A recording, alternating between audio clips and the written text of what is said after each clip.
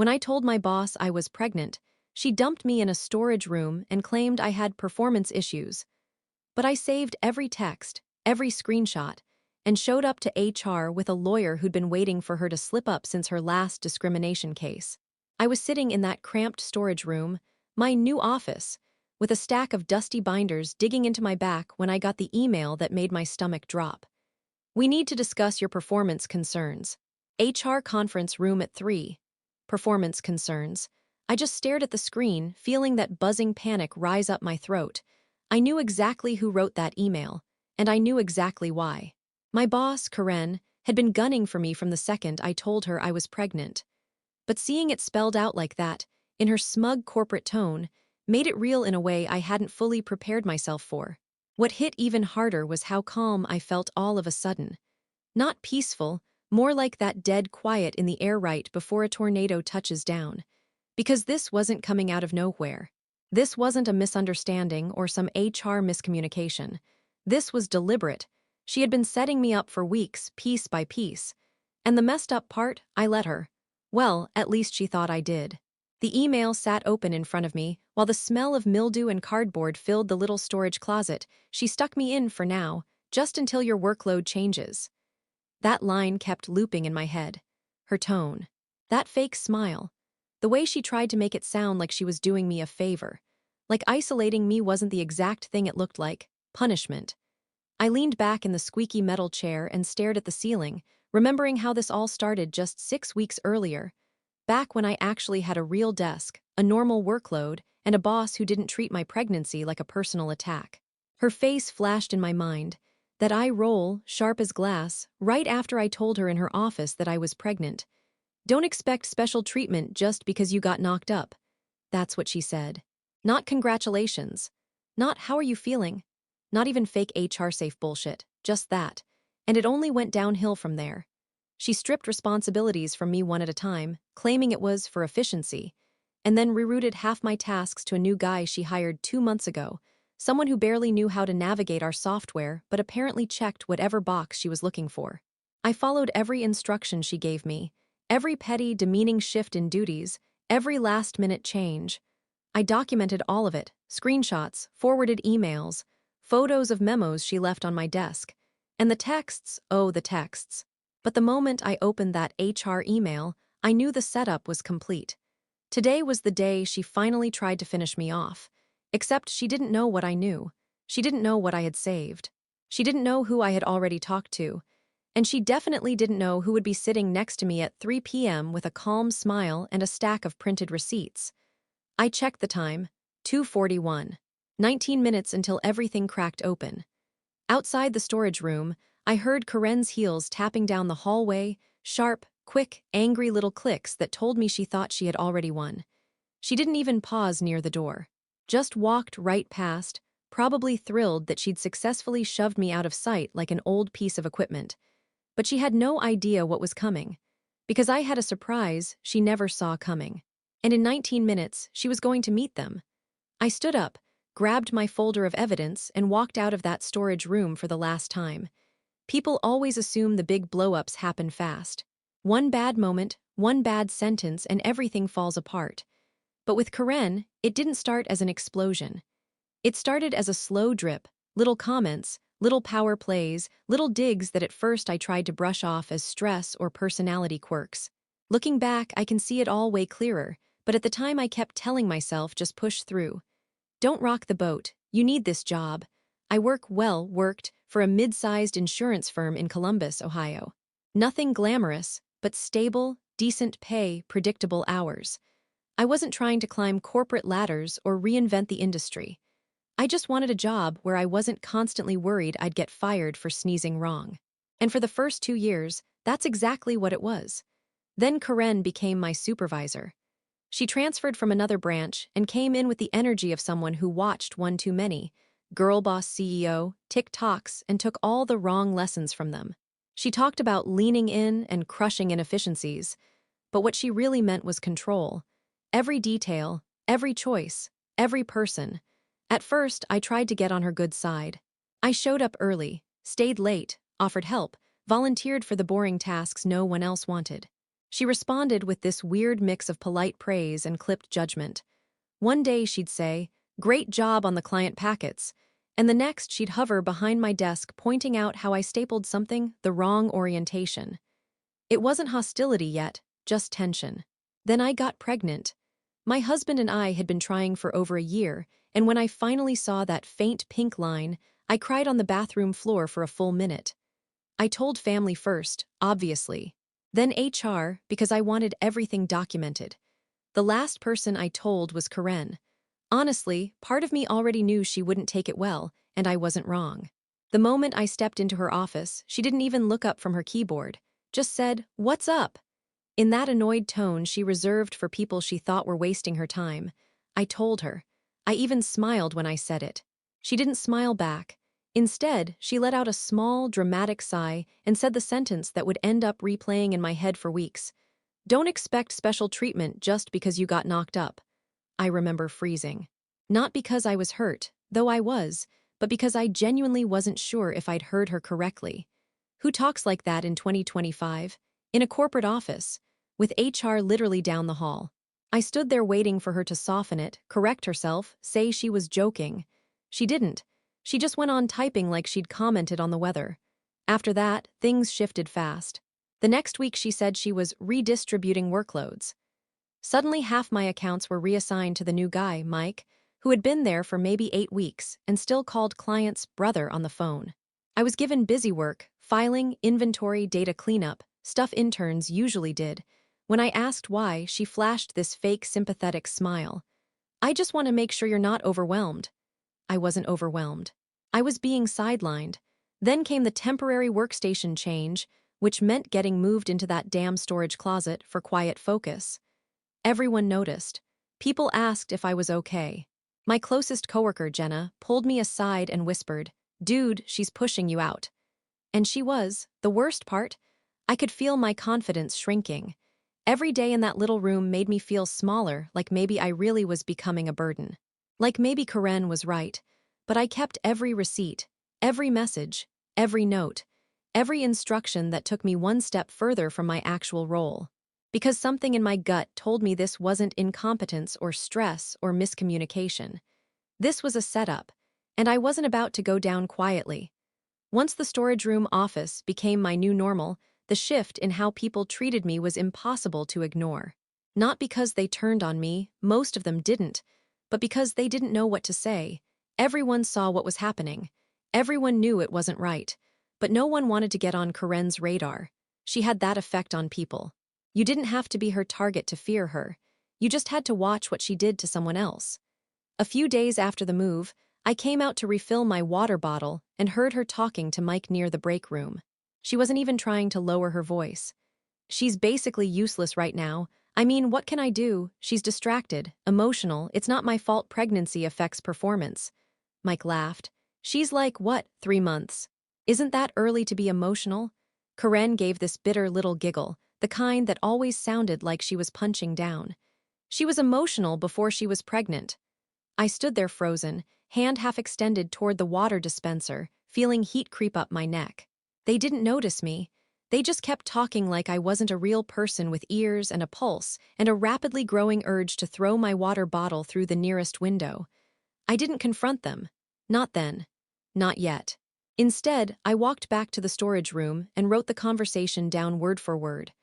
I already had plenty of texts, but now I needed timestamps on everything. The more she pushed, the more I started documenting like it was a second full-time job. Then came the performance corrections. It started with tiny things, email reminders to double-check formatting, or please review the client list before sending. Totally normal on the surface, but she sent them in a way that created a paper trail suggesting I was messing things up. If I replied with proof I already checked something, she'd respond with, "Just being thorough." The smiley faces were the worst part. They always felt like a slap. 2 weeks in, she escalated her favorite trick, last-minute changes. She'd assign something at 4:45 p.m. that absolutely had to be done by 5 o'clock. Or she'd tell me she needed a stack of archived files, and then forget to tell me where they were. And every time I stepped out of that storage room to ask a question, she acted like my existence was a disruption. Then came the meeting she forgot to invite me to, a meeting about the accounts I'd handled for 2 years. I only found out because Jenna texted me. Are you coming to the 10 a.m. on policy updates? Policy updates. My accounts, the ones she reassigned but still listed under my performance review metrics? Yeah, convenient. When I showed up, Karen looked at me like I'd wandered into a restricted area. I didn't think you'd need to be here, she said with her pushy, nasal tone. You're not on these accounts anymore. My stomach twisted. But they're listed on my quarterly review notes. Oh, she said, flipping a page on her clipboard dramatically, that's outdated. She said it loud enough that everyone in the room would hear. Several coworkers exchanged looks. Nobody said a word. That night, I sat in my car for a solid 10 minutes after work, gripping the steering wheel so tightly my fingers went numb. My baby kicked twice, gentle, like a reminder I wasn't allowed to break down. Karen wasn't just sabotaging me. She was laying a foundation to fire me. And then, like she needed to hammer it home, in the middle of all this, she sent me a text that I still can't think about without my chest tightening. If you can't keep up, we'll have to reconsider your role. Let me know if you need to take early leave. Early leave, as in, quit now so she didn't have to fire me later. That's when I realized she wasn't just undermining me. She wanted me gone, and she thought she was finally closing in. She had no idea I was already steps ahead. The first real fracture, the moment everything snapped into a shape I couldn't ignore, came on a Tuesday morning, 2 weeks before that HR meeting. I remember the exact feel of the air that day.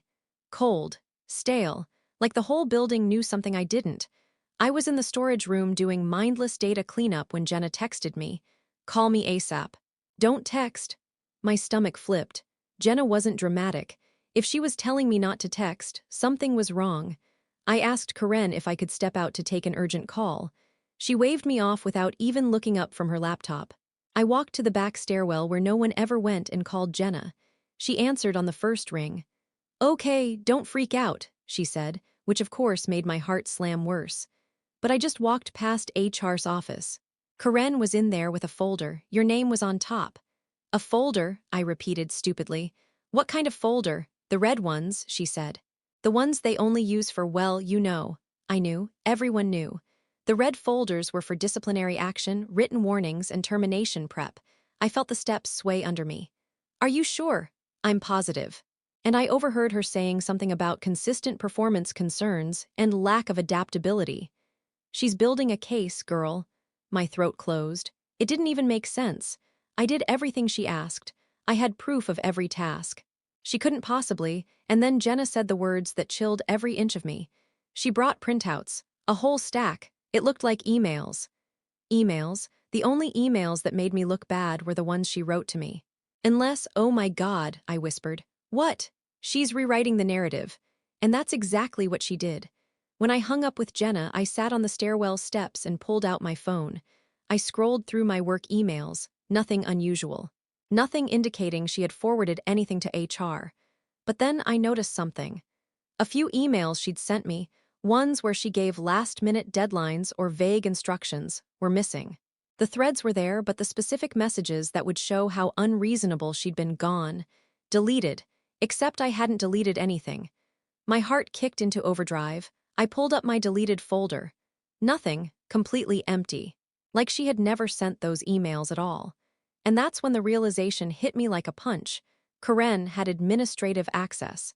She had the ability to manipulate employee inboxes. She had the authority to permanently delete emails, and she had already started. I felt physically sick. She wasn't just sabotaging my workload. She wasn't just pushing me out of sight. She was scrubbing the evidence. She was rewriting history. And then, just when I thought I had hit my limit, I opened my calendar to check for any upcoming meetings and saw something that made my blood run cold. A meeting request for the following Monday. Performance evaluation review mandatory. Invited, Karen, HR manager and legal review liaison. Legal. Not just HR, not a warning, not a conversation. This was a firing. But here's the twist Karen didn't know. She wasn't the only one with access. 2 weeks earlier, after her emotional before she was pregnant comment, I'd felt uneasy enough that I decided to back up everything to my personal device. Every email, every attachment, every text, every calendar note, I even exported my entire mailbox to a secure drive. All the emails she thought she deleted, I still had them. Every instruction, every contradiction, every timestamp. She thought she was erasing the trail. She had no idea I'd already made a copy. And she definitely didn't know who I gave that copy to. Because while she was busy building her little red folder narrative, I was building something much stronger. Something that would flip the power dynamic completely. Something she would not walk away from unscathed. And she was about to find out. The moment I realized Karen was deleting emails from my inbox, something in me hardened. Fear didn't disappear, it just shifted into something sharper. Something focused. Something that finally made sense of the weeks of humiliation I'd put up with. She thought she had total control. She thought she had boxed me into a corner with no witnesses, no evidence, no voice. She thought I would break quietly. But she didn't know who I had been meeting with after work. And she didn't know that someone had already warned me to expect all of this. The weekend before everything blew up, I had met with my cousin's wife's brother, Evan. I didn't know him well, but he was an employment attorney in Columbus who specialized in pregnancy discrimination and retaliation cases. When I told him what had been happening, he didn't even blink. "Oh yeah," he said, leaning back in his chair. "You're dealing with a classic case. Let me guess, she started documenting issues after you announced your pregnancy. Yes. She isolated you. Yes. Reassigned your duties. Yes. Started building a paper trail. Yes." He nodded like this was all routine. But then he warned me. "She's going to start altering or deleting communications. That's the next move."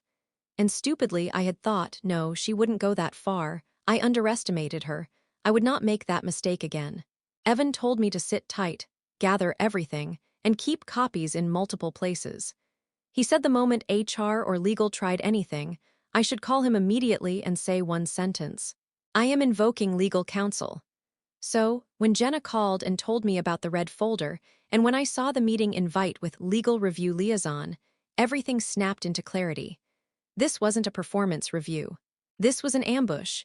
But they weren't going to ambush the woman who walked into work scared and powerless. They were going to ambush the woman who had a lawyer waiting for their call. That weekend, Evan and I built a file. A thick one. Copies of every text where Karen minimized my pregnancy. Screenshots of her telling me to do tasks she later claimed weren't assigned to me. Photos of printouts she left with contradicting instructions. The backed-up emails she deleted from my inbox, complete with timestamps showing their original send dates. He even flagged one of her messages as blatant retaliation. "By the way," he said, flipping through the pages with a lawyer's calm smugness, "deleting emails is destruction of evidence. If she did this intentionally, and it definitely looks intentional, you have a stronger case." I remember sitting there, stunned, overwhelmed, angry, relieved all at once. "What do I do Monday?" I asked. He smiled. "You show up on time, calm, organized, let them go first. Let them think they've got you cornered. And then you hand HR your folder, not all at once, piece by piece. And when your manager denies something, you pull out the receipts directly contradicting her. HR loves receipts." He paused. "And when she realizes she's caught, when she panics and tries to minimize or shift blame, that's when you say it." "Say what?" "That you've consulted legal counsel, and due to the pattern of retaliation, harassment, and discrimination, you'll be pursuing formal action." And then he tapped the stack of documents. "You slide this across the table," I swallowed. "And then what happens?" He leaned in, dead serious. "Then the company panics." That weekend, I didn't cry, I didn't panic, I didn't spiral. I prepared, I printed everything twice. I organized it chronologically. I labeled every section. And I rehearsed exactly how I would stay calm while Karen's entire strategy collapsed in front of her. She had tried to bury me. But I was about to drag the truth into the light. And I wasn't the only one planning something. Because there was one more detail, one more twist I didn't see coming. A twist that would change everything about what happened in that meeting room.